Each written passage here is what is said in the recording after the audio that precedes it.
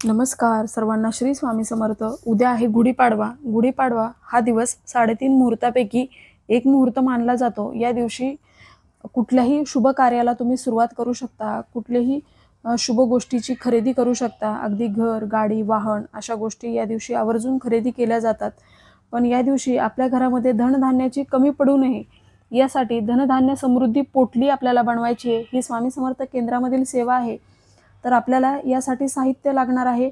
एक हळकुंड, एक रंगारी हिरडा, नागकेशर, मीठ आणि स्वामींच्या पादुका असतात तांब्याच्या पत्र्यामध्ये कोरलेल्या, आणि 1 रुपयाचं नाणं. या सर्व वस्तू आपल्याला आपल्या जवळच्या स्वामी समर्थ केंद्रामध्ये मिळतील.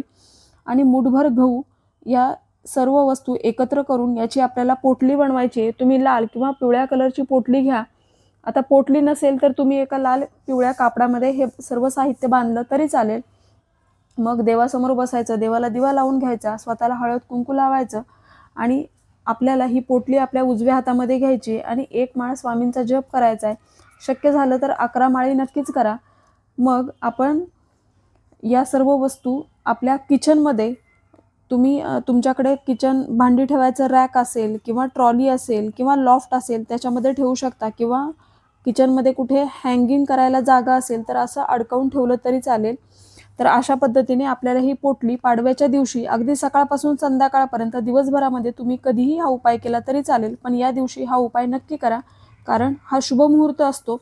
असा उपाय केल्याने आपल्या घरात धनधान्याची कधीही कमी पडत नाही.